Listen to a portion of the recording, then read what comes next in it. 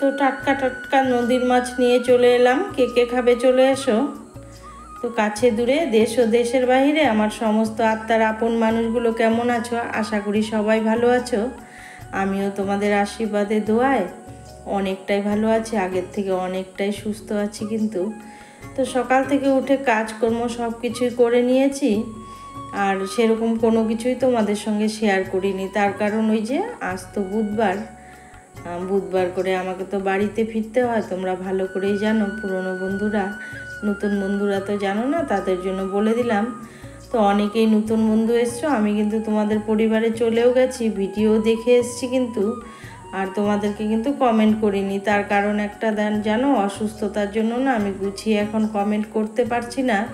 তোমরা বিশ্বাস তখনই করবে যখনই তোমাদের নতুন ভিডিওর নোটিফিকেশন দেখে আমি আবার তোমাদের কাছে যাব, তখন তোমরা নিশ্চয়ই বুঝতে পারবে। তো তার জন্যই কিন্তু আমি কমেন্ট করিনি, ভিডিও চালিয়ে ফুল ওয়াচ করে কিন্তু আমি তোমাদের পাশে গেছি। আর যারা যারা গতকাল এসছো তারা ধৈর্য ধরে থেকে যেও, নিশ্চয়ই যাব।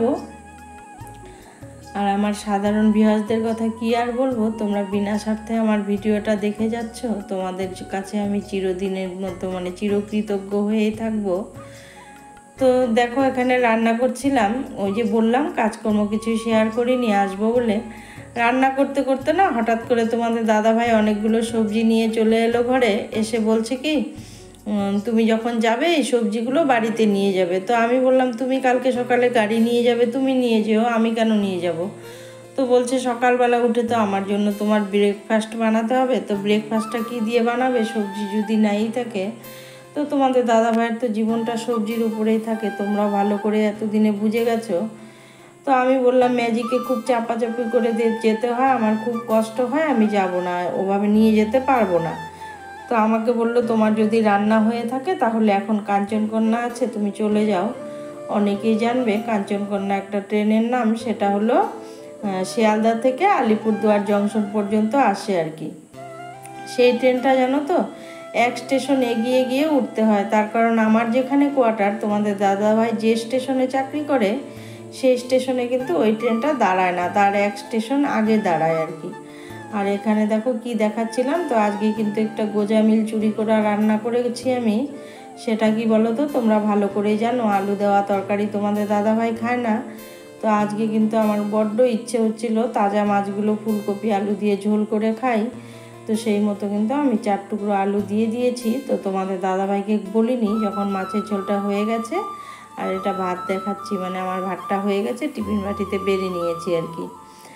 তো মাছের ঝোলটা যখন হয়ে গেছে আলু দিয়ে আমার মাছটা আলাদা তুলে রেখে দিয়েছি, আর তোমাদের দাদাভাইয়েরটা ফুলকপি দিয়ে তুলে রেখে দিয়েছি। তো ও তো বুঝতেই পারবে না, আর ও আমার ভিডিও কোনো দিন দেখেও না। আর যদিও বুঝতে পারে, যদি ওকে বলে দিতাম তাহলে তো ওর সুগার বেড়ে যেত আর কি, আলুর রস ঢুকেছে সুগার বেড়ে গেছে, এটাই বলতো। তো বলিনি, কোনো দিন এরকম করে করি না অবশ্য আমি, তোমরা দেখতেই পাও আমার রান্নাগুলো। তো আজকে খুব ইচ্ছে হচ্ছিল, আর সময়ও একদম কম, আলাদা আলাদা আর কি রান্না করব, তাই ওরকম করে ফেলেছি আর কি। আমি একটা অন্যায় তো করেই ফেলেছি বলো। তো যাকগে, ন্যায় অন্যায়ের কথা ছেড়েই দিলাম। তারপরে যেন এখানে রান্নাটা করে নিচ্ছি, করতে করতে যখন তোমাদের দাদাভাই ওরকম করে বললো, তো আমি বললাম হ্যাঁ যে গেলে তো যেতেই পারি, তবে তো তোমার তো আটা মাখা হয়নি এখনও। তখন কিন্তু আমার বাসন কোসন মাজা সব হয়ে গিয়েছিল, শুধু আটাটা মাখবো আর স্নানে যাব, তাই ভাবছিলাম আমি। তোমাদের দাদাভাই বললো যাও তুমি চলে যাও, আমি আটাটা মেখে রুটি করে খেয়ে নেব। তো সেই মতো আমার তো জানোই সাজগোজ কিছুই নেই। এই দেখো এই সবজিগুলো আনছে, আর আরও সবজি আছে ব্যাগের মধ্যে ভরে দিয়েছে, তো সেগুলো কিন্তু নিয়ে এসেছি। তারপরে আমার তো সাজগোজ নেই, আমি কি করব, ফটাফট ড্রেসটা চেঞ্জ করে আমি কিন্তু আবার ওই স্টেশনটাতে চলে এসেছি, এক স্টেশন আগে। আর এগুলো কি দেখাচ্ছিলাম জানো তো, জলের জারগুলো, ওই যে রাখার জায়গা নেই, ছিটিয়ে ছিটিয়ে রেখেছি, সেটাই দেখাচ্ছিলাম। তো এখন তো স্কুটি নেই, জল আনতে যেতে পারে না, তো জলওয়ালা লোকটা না একদিনে 7টা করে জল দিয়ে যায়, 7টা জল 7 দিনে শেষ হয়ে গেলে তারপরে এসে আবার 7টা জল দিয়ে যায়। তো সেটাই দেখাচ্ছিলাম, দেখেছো তো কীরকম করে ড্রামগুলো রাখতে হয়, জায়গা একদমই নেই। আর দেখো আমার সাজগোজ নেই, আমি কিন্তু এই যে টোটো করে আবার ছুটলাম। তো কি করব, আমার তো ছুটোছুটির পালা। আর তোমরা প্রত্যেকে আমাকে এত ভালোবাসা দিচ্ছ, দিদি ভাই এটা করো ওটা করো, ডক্টর দেখাও, এটা খাও ওটা খাও। তো আমি অনেকটাই কিন্তু সুস্থ, খাচ্ছি গো, প্রোটিনযুক্ত খাবারগুলো সবই খাচ্ছি আমি, কিছুই দেখাই না ভিডিওতে। হ্যাঁ এটা ঠিক, কিন্তু জানি না কেন এরকম হচ্ছে। ও আস্তে আস্তে ঠিক হয়ে যাবে, এত চিন্তার কিছু নেই। তোমরা তো রয়েইছো, তোমাদের এত সুন্দর মনোমুগ্ধকর কমেন্টগুলো পেয়ে না আমার 80% রোগ ভালো হয়ে যায়। আমাকে শিশির গতকাল বলেছে, আন্টি তোমাকে কি করে বকা দিলে তুমি শুনবে, তুমি ওই রকম কথা মুখেও আনবে না, কেন আনো বুঝতে পারি না, এরকম করে একটা কিছু বলেছে আর কি। শিশির মনে নেই, ভুলে গেছি। আর শিশির তোমার ভিডিও কিন্তু আমি দেখে এসেছি, আমার কমেন্ট শো হচ্ছে না, আমি কি করব বলো তো। আমি তোমাকে কমেন্টে লিখে এসেছিলাম কিন্তু। আর এটা জানো কি দেখাচ্ছি, যে এই স্টেশনটা যে এটাই কিন্তু আমার কোয়ার্টার, কিন্তু এখানেই, বাজারটা দেখে বুঝেই গেছো। তো ওই যে এক স্টেশনে গিয়ে গিয়ে উঠেছি। আর শিশিরের ভিডিওটা কিন্তু দেখে কিন্তু আমি বলে এসেছি যে কমেন্ট শো হচ্ছে না, তো ছোট করে কমেন্ট করলাম, একটু পরে এসে চেক করব। তো একটু পরে গিয়ে দেখি কিন্তু আমার কমেন্টটা নেই। তো অনেকেরই ভিডিও দেখেছি, এবার এত নাম তো বলতে পারবো না আমি। আমার পমি বোনেরও ভিডিও দেখেছি, আমার পমি বোন বিরিয়ানি বানিয়েছে, সব কিছুই দেখে এসছি। তারপরে সুকান্ত সুমনা একটা চ্যানেল আছে, ওর বিশ্বকর্মা পুজোর ভিডিওটা দেখে এসছি। আমার দাদা ভাই বানিয়েছে হলো লাউ দিয়ে, ভোগ চাল দিয়ে, ওটাও দেখে এসছি। জানি না দাদা ভাইয়ের কমেন্টটা এখনও আমি চেক করিনি আছে কি নেই। তো অনেকেরই, প্রত্যেকেরই, উর্মি মাস্তি পেঁপে দিয়ে একটা সবজি বানিয়েছে, ওটা দেখেছি। অনেকের ভিডিও দেখেছি, এভাবে বলা যায় না, বলা ঠিক হবে কি না জানি না, কিন্তু কারো ভিডিওতেই কিন্তু আমার কমেন্ট পাচ্ছি না। তো তার জন্য আমি ওই কথাটা বললাম যে এই ওয়াইটিটা না মানে প্যান্ডেলের মতো হয়ে গেছে, বাসে বাস, যেদিকে যাই ওদিকে শুধু বাস। ছোট কমেন্ট করলেও দোষ, লোকে মানে বন্ধুরা বিশ্বাস করে না, বড় কমেন্ট করলেও ওটাও নাকি স্প্যাম কমেন্ট হয়ে যায়। তো কোন পথে যাব বুঝে উঠতে পারছি না, অসুস্থতার জন্য শুরু শেষ লিখছি, তাও আবার এরকম হচ্ছে। তো তোমাদের প্রত্যেককে বলবো, আমি যাকে যতটুকু দিব আমি তার কাছে ততটুকুই চাই, আমি বেশি কিছু চাই না। আমিও ছোট কমেন্ট করব, তোমরাও আমাকে ছোট কমেন্ট করো। এই দেখো এই সবজিগুলো আমি নিয়ে এসেছি কিন্তু, আর আমার দুপুরের খাবারটাও নিয়ে এসেছি। আর এটার মধ্যে কিন্তু ডিম আছে, সেটাই বলছিলাম, সকালবেলা ব্রেকফাস্টে ডিম দিয়ে বানাতে হবে, তো তাই বলছিলাম তোমাদেরকে। তারপরে ঘরে এসে কিন্তু কাজকর্ম সেরে দেখো আমি স্নান করে নিয়েছি, স্নান করে ওখান থেকে খাবারটা এনেছি। আমি তার জন্যই বলেছি একবারই রান্না করে আরেকবারই এনে খেলাম আর কি। তো তার জন্যই ওই কথাটা বলেছি, কোয়ার্টারে রান্না করে খাবারটা নিয়ে এসেছি। রাতের খাবার, দুপুরের খাবার, দুবেলার খাবারই আমি নিয়ে এসেছি কিন্তু সঙ্গে করে।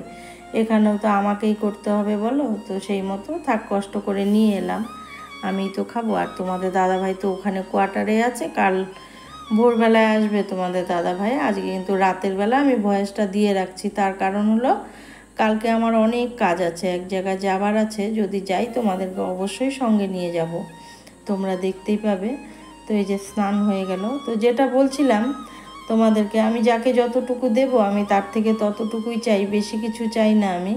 আমিও ছোট কমেন্ট করব, তোমরাও ছোট কমেন্ট করো। এখানে দেখাচ্ছিলাম জানো, তেল ছিটা পড়ে একদম চামড়াটা উঠে গেছে, খুব জ্বালা করছিল। আর দেখো এই যে টিফিন বাটিতে খাবার সাজিয়ে নিয়ে আসছি, রান্না করার সময় তোমরা দেখেইছিলে ভাতটা টিফিন বাটিতে ভরেছি। আর এই যে সেই মাছের ঝোল দিয়ে ভাতটা এখন খেয়ে নিব আর কি। খেয়ে দিয়ে একটু রেস্ট করেছি, রেস্ট করে তারপরে কিন্তু অন্য আরও একটা কাজ করেছি। না তোমরা বকো না, শরীরটা অনেকটাই সুস্থ আছে তাই করেছি।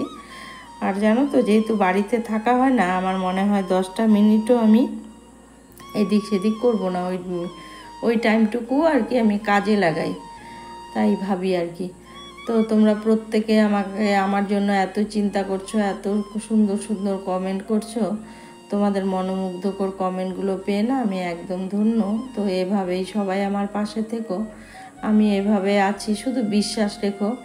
আর এখানে কিন্তু একে অপরের প্রতি যদি বিশ্বাস না রাখো না, কখনোই এগিয়ে যেতে পারবে না। দেখো একটা ভিডিওর কে কখন খেলো, কে ঘুমোলো, কে স্নান করলো, কে কোথায় গেল, অত কিছু কিন্তু কেউই লিখে বলে দিতে পারে না বলো। প্রত্যেকেরই সংসার আছে, আর প্রত্যেকেই কিন্তু দেখো খাওয়া দাওয়ার পরে না, এটা দেখছিলাম আমার গেটের সামনে এসছে, তো সেটা তোমাদেরকে দেখালাম আর কি। তো এই যে দেখো এবার কিন্তু আমার খাওয়া দাওয়াটা হয়ে গেছে, তো সেটাই বলছিলাম তোমাদেরকে। তো কথাগুলো বলবো বলে আওয়াজটাকে মিউট করে দিলাম আর কি। তো প্রত্যেকে জানো অনেক কষ্ট করে ভিডিও করো, জানো একটা ভিডিও শ্যুট করতে এডিট করতে অনেক কষ্ট হয়। তো সবাই সবাইকে ফুল ওয়াচ করো এটাই বলবো। কিন্তু তো আমার কথা কি বলবো, আমার কথা ছেড়ে দাও। আমার মনটা সত্যি, আমি নিজের মনের কথা নিজে বলি, আমার মনটা একদমই অন্যরকম। কেউ যখন এসে আমার ভিডিওটা দেখে যায় না, তার কমেন্টেরও রিপ্লাই দিতে আমার ইচ্ছা করে না। আর কারণ হচ্ছে আমি দেখিনি, আমার খুব লজ্জা হয়। আর বর্তমানে তো আমি কারো কমেন্টেরও রিপ্লাই দিচ্ছি না, কারণ শরীরটা অসুস্থতার জন্য আর কি, ভালো লাগছে না। আমি এখনও তোমাদের সঙ্গে রাতের বেলা ভয়েস দিচ্ছি, আমার কিন্তু ঘুমে চোখ একদম বন্ধ হয়ে আসছে, উল্টাপাল্টা বকেও যাচ্ছি হয়তো। আর এবারে দেখো খাওয়া দাওয়ার পরে আমার তুলসী তলাটার কি অবস্থা, আগাছায় ভরে গেছে। একটু রেস্ট করেছি, একটুখানি এলবি করেছিলাম ওই প্রবলেমটা জানার জন্য, করে এলবির মতো এলবি চলেছিলাম। আমি আবার ঘুমিয়েও পড়েছি মাঝখানে একটুক্ষণ, জানো তো। তারপরে এসে এলবিটা বন্ধ করেছি। তো আমার পান্নাস কিচেন থেকে পান্না অনেকক্ষণ ছিল, পান্নাও আমাকে বলেছে মাসিমা আপনি যখন আমাদেরকে মাগো বলে ডাকেন খুব ভালো লাগে। তো কি করব, তোমাদেরকে মাগো ডাকবো না তো কি করব, তোমরা তো আমার মা, তোমরা তো আমার মেয়ে, বলো। তোমাদের কমেন্টগুলো পেয়ে আমিও অনেক ধন্য। তো এই যে দেখো এবার কিন্তু এই যে সব পরিষ্কার করা হয়ে গেছে, এবার স্নান করে ফ্রেশ হয়ে নেব, সেটাই তোমাদেরকে বলছিলাম। তো আজকের ভিডিওটা আর বেশি বড় করব না। এতক্ষণ ধরে ধৈর্য সহকারে যারা আমার ভিডিওটা দেখেছো তাদের জন্য রইল অন্তর থেকে অনেক অনেক ভালোবাসা। এভাবে আমার পাশে থেকো, আমিও আছি তোমাদের পাশে। আর ওই যে আমার তো ছুটোছুটির পালা, সবাই ভালো থেকো, সবাই সুস্থ থেকো। দেখা হচ্ছে